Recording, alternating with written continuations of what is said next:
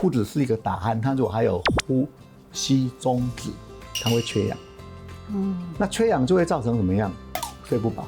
我都常常开玩笑啊，你这个看电视你也在打瞌睡，开车你也在打瞌睡，然后一看到床躺下就睡着了，就是因为它是一个缺氧状态。所以说一般人会忽略这个问题，呼吸中止严重的还会造成阳痿。